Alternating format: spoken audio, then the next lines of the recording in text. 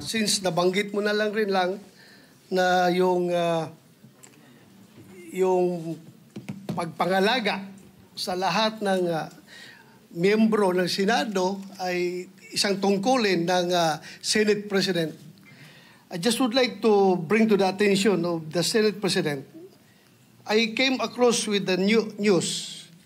Now, when the Senate President was asked by a certain Christian Esguerra regarding the minority taking up the question about the custody of Bryce Hernandez. Ito po ang sagot ng ating Senate President, which I find it very, very, very sad because being the Senate President, we hope that you are going to take care of not only the majority, because you are not the majority leader, you are the Senate President, and we hope that the majority and the minority will be taken care of by the leadership of the Senate. And if I quote your answer, Mr. President, gimmick yan ng minority. Hindi ba nila naiisip na baka si Martin Romualdez ang tuta ko? Makabintang sila porque pinagbigyan ko yung TRICOM, tuta na ako. May ginawa ba akong illegal? Yung request ng House of Representatives, illegal? Hindi. Ang gusto ninyo, awayin ko yung House of Representatives on day one. Mamatay sila sa sama ng loob. So, malungkot lang ko ito, dalawang punto, Mr. President. Unang-una, yung mamatay sila sa sama ng loob.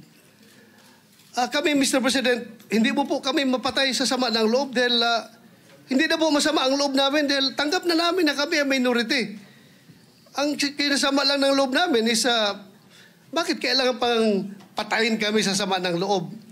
Hindi na po masama ang loob namin. Tanggap na namin na kami minority. At pangalawang punto, Mr. President, gimmick lang ng minority yan.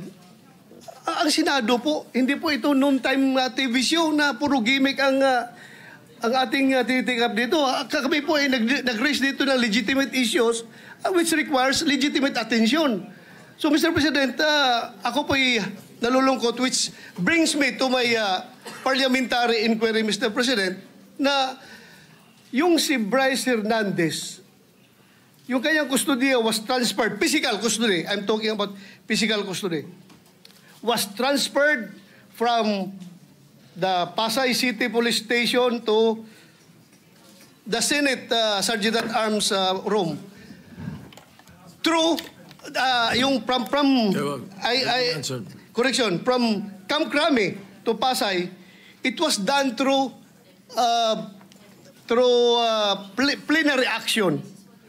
Now, lately we heard that he was again transferred from Pasay to the Senate without plenary action.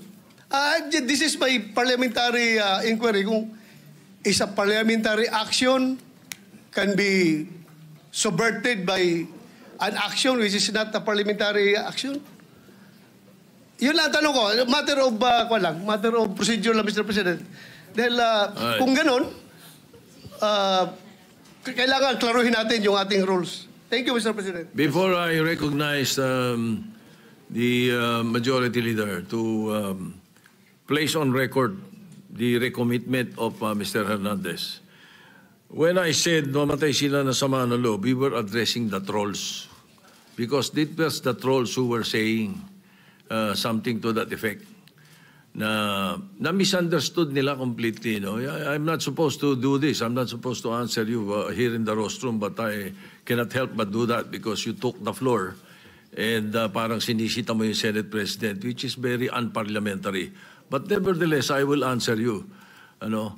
Like, for example, yung sinasabi nila na sumunod daw ako kay Martin Romualdez. Just because I mentioned that Martin Romualdez called me, does not mean that ako'y sumunod sa kanya.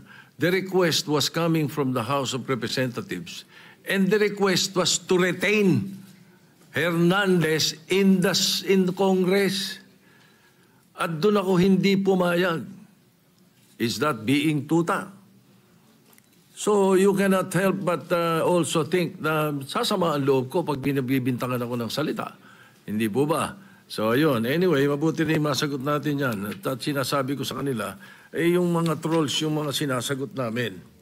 Ngayon, to answer the issue of Mr. Hernandez, the majority leader may read the recommendation or the recommitment of Mr. Hernandez. Thank you for watching. Don't forget to like, share and subscribe for the latest hot news of the press.